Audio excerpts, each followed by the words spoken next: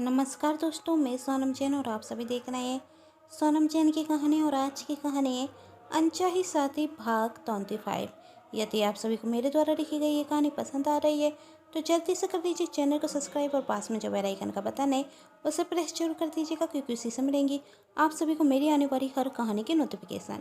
कहानी पसंद आने पर वीडियो को लाइक जरूर कीजिएगा, क्योंकि जब आप करते हैं वीडियो को लाइक तो मुझे मिलती है कहानियाँ लिखने के लिए प्रेरणा। और हाँ, कहानी को अपनों के साथ शेयर करना बिल्कुल ना भूलें। तो चलिए बिना टाइम वेस्ट किए हम कहानी शुरू करते हैं। भावना जी चंचल को फ़ोन कर कर घर पर बुलाते हैं। भावना जी के अचानक फ़ोन आने से चंचल थोड़ी परेशान थी और वही विकास से कहती, आखिर उस गुड़िया ने मुझे इस टाइम क्यों बुलाया होगा। तब विकास ने कहा, यह तो तब पता चलेगा ना जब तुम जाओगी। कहीं इस बार कोई और गड़बड़ तो नहीं हो गई, उसका मन तो नहीं बदल गया। तब विकास कहता, इतनी भी मत घबराओ, शायद कोई और बात हो, अब तुम्हें जाना तो होगा ही।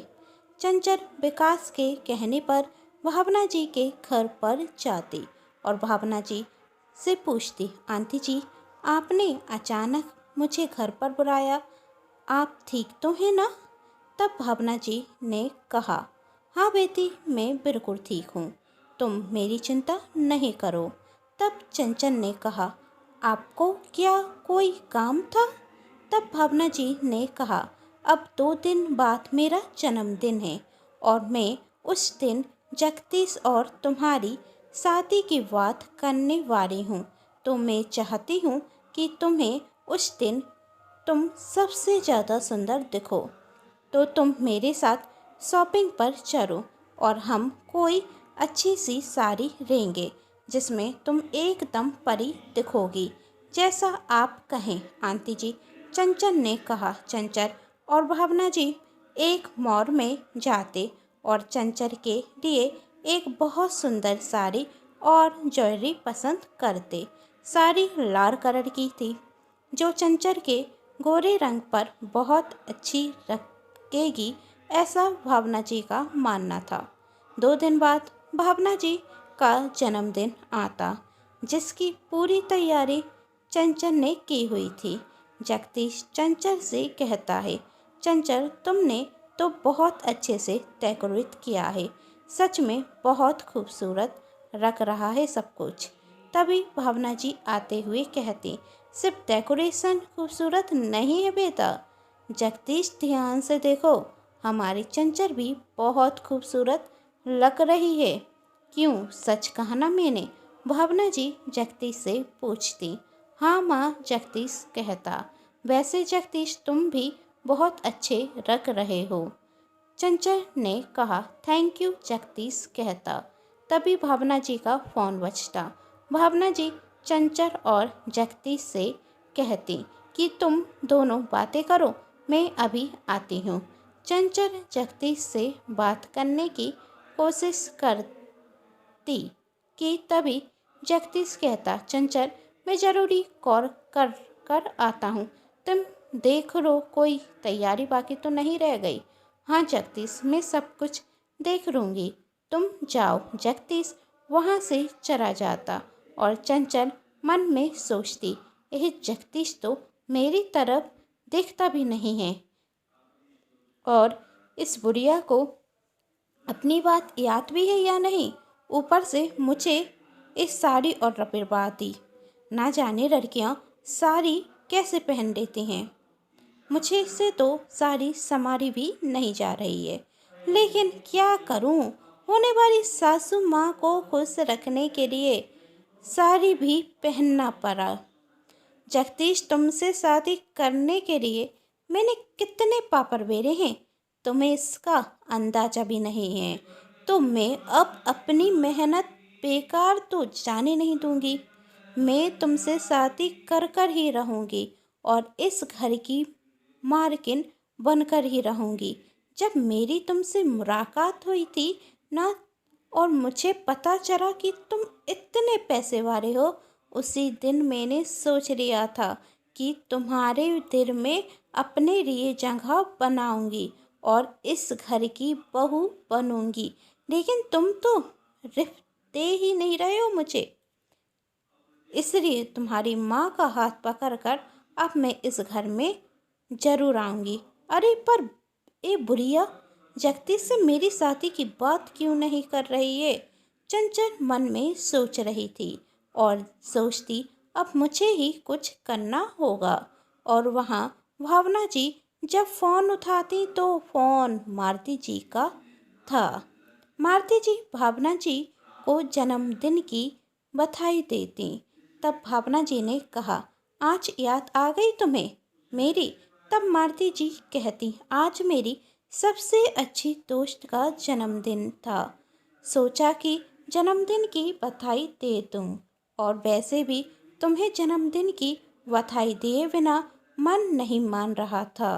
वैसे तो सोचा था कि तुम अपने जन्मदिन पर मुझे बुलाओगी, लेकिन तभी मारुति जी को रोकते हुए भावना जी कहती हैं, मैंने तो तुम्हें और तुम्हारी बेटी को इस घर के साथ साथ अपने दिल में भी जगह दी थी मारुति, लेकिन तुम्हारी बेटी, उसने तो मेरी और मेरे बेटे की कोई कदर तक नहीं की। वैसे जन्मदिन की शुभकामनाएं देने के लिए बहुत बहुत धन्यवाद। और अपनी बेटी से कह देना बहुत जल्द मैं अपने बेटे जगदीश की शादी चंचल के साथ करा रही हूँ, जो तुम्हारी बेटी से राख गुनी अच्छी है। जानती हो, तुम्हारे जाने के बाद मेरी तबीयत अचानक से बहुत ख़राब हो गई थी। और जहाँ उस बीच चंचल ने मेरा, इस घर का और जगदीश का ध्यान रखा। शायद जो होता है अच्छे के लिए होता है कि मेरी बेटे को चंचल जितनी अच्छी पत्नी मिलेगी, वरना मैं तो कुछ और करने जा रही थी। मारुति जी से अपनी बेटी की बुराई सुनी नहीं जा रही थी और वह भावना जी से कहती, मेरी बेटी की वजह से ही आज तुम खुश हो। उसने जो कुछ किया तुम्हारे और तुम्हारे बेटे की खुशी के लिए किया। तब भावना जी कहती, क्या मतलब है तुम्हारा? क्या कहना चाहती हो तुम? मारुति जी आगे कुछ कहती, उसके पहले गौरी वहां आकर मारुति जी के हाथ से मोबाइल लेती और फ़ोन काट देती। भावना जी हरो हरो कह रही थी और वहाँ गौरी अपनी माँ से कहती, माँ आप क्या कहने जा रही थी आंटी जी से? यदि आप उन्हें सच बता देती तो जानती है ना क्या होता? वही कभी भी चंचल जी और जगदीश जी की शादी नहीं कराती तो क्या करती? मारुति जी ने कहा, अपनी बेटी की बुराई सुनती रहती? तूने तो कुर्बानी दी है और भावना को इस बात का अंदाजा भी नहीं है। तब गौरी कहती, माँ आपने ही तो कहा कुर्बानी दी है, तो अब इस कुर्बानी को व्यर्थ नहीं जाने देने चाहिए ना। और आंटी जी मेरे बारे में कुछ भी सोचें, इससे क्या फ़र्क पड़ता है? उन्हें तो जगदीश जी और चंचल जी के साथ खुश रहना चाहिए, यही तो हम चाहते हैं ना। प्लीज़ माँ आप उनसे कुछ मत कहिए। तब मारुति जी गौरी के सिर पर हाथ फेरते हुए कहती, मेरी बेटी तो कितनी जल्दी कितनी बड़ी हो गई। और वहाँ जब भावना जी हरो हरो कह रही थी कि तभी चंचल और जगदीश उनके पास आते और कहते, क्या हुआ माँ, आप इतनी परेशान क्यों हैं? हाँ आंटी जी बताइए ना, क्या बात है, किसका फ़ोन था? तब भावना जी कहती, मारुति का फ़ोन था। गौरी की माँ जगदीश ने पूछा। हाँ भावना जी कहती, जन्मदिन की शुभकामनाएं देने के लिए फ़ोन किया था और फ़ोन बीच में ही कट हो गया। छोड़िए ना आंटी जी, आज आपके लिए इतना बड़ा दिन है और आप व्यर्थ की बातें सोचकर परेशान मत होइए। वैसे भी आप बहुत दिनों में ठीक हुई हैं। मैं नहीं चाहती कि आप फालतू की बातें सोचकर बीमार हो जाएं, चंचल ने कहा। तब भावना जी ने कहा, मैं बिल्कुल ठीक हूँ, तुम चिंता मत करो। माँ चलिए अब हम केक के पास चलते हैं, आपका बर्थडे सेलिब्रेट करते हैं। चंचल भावना जी को जन्मदिन की बधाई देती है और जगदीश भावना जी को उनका बर्थडे गिफ्ट देता। वही एक सोने का नेकलेस अपनी माँ के लिए गिफ्ट में लेकर आया था जो बहुत प्यारा था। तब भावना जी ने कहा, बेटा मुझे ये गिफ्ट नहीं चाहिए, मैं तो इस बार अपने बर्थडे पर अपनी मन की गिफ्ट लूँगी। तब जगदीश कहता, बोलिए माँ आपको क्या चाहिए? आप जो कहेंगी मैं वही दूंगा, जो मांगूंगी वही दे सकोगे? भावना जी जगदीश की तरफ देखते हुए कहते। तब जगदीश ने कहा, आप मांग कर तो देखिए माँ, आज तक मैंने आपको कभी भी किसी बात के लिए मना नहीं किया है। आप मुझसे कुछ मांगेगी मेरा सब भाग होगा। बोलिए ना माँ आपको क्या चाहिए, दे पाओगे? भावना जी ने पूछा। आपके लिए तो मैं सब कुछ लेकर आ जाऊंगा, आप बोलिए तो आपको क्या चाहिए? आप जिस चीज़ पर हाथ रखेंगी वही चीज़ अगले ही पर आपकी होगी। आपका बेटा अब इस लायक है कि वह आपको सब कुछ दे सकता है। बताइए ना आपको क्या चाहिए? जगदीश ने कहा। तब भावना जी ने कहा, इस घर के लिए एक बहू चाहिए, तुम शादी कर लो और मेरे लिए एक बहू लेकर आ जाओ।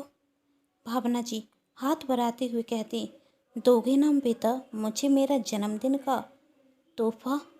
तब जगदीश दो कदम पीछे हटते हुए कहता, माँ आप जानती हैं कि मैं शादी करना नहीं चाहता, फिर आप मुझसे शादी के बारे में बात क्यों कर रही हैं? आप जानती हैं कि मैं किसी से शादी करना नहीं चाहता। यह सुन भावना जी ने कहा, बेटा पिछली बातों को भूल जाओ और इतिहास बार बार नहीं दोहराता, जो कर हो चुका है वही वापस लौट कर आएगा। यह जरूरी तो नहीं माँ मैं शादी करना नहीं चाहता, जगदीश कहता। तब भावना जी ने कहा, तो साफ कह दो ना कि तुम मुझे मेरे जन्मदिन का तोहफा नहीं देना चाहते। इस धन दौलत का मैं क्या करूँगी जब मेरे पास मेरी बहू ही नहीं होगी?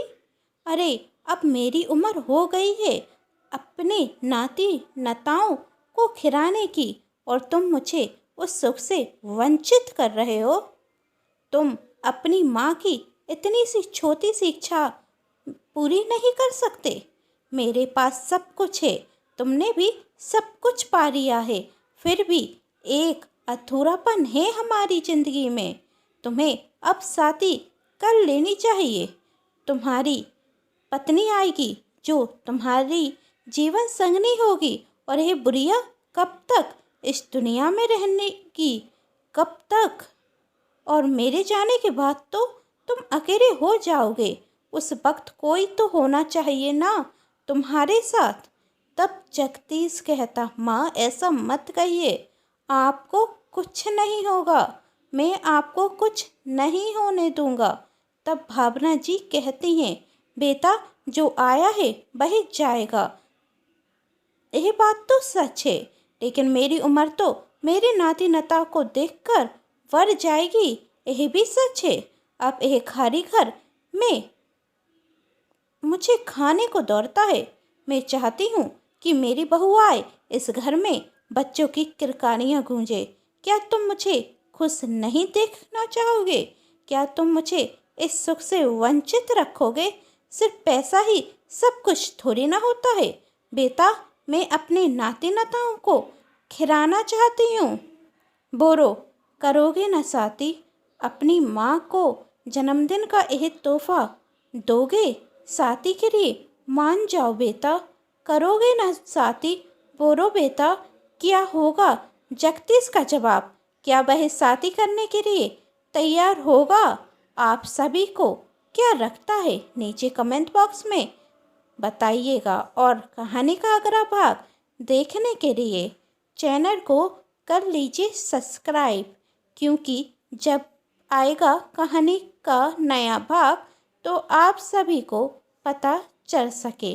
और हाँ, पास में जो बेल आइकन का बटन है उसे प्रेस जरूर कीजिएगा, जिससे आप सभी को मिलती हैं आने वाली हर कहानी की नोटिफिकेशन। तो मिलते हैं कहानी के अगले भाग में। कहानी पसंद आने पर चैनल को सब्सक्राइब, वीडियो को लाइक एंड शेयर जरूर कीजिएगा। Thanks for watching.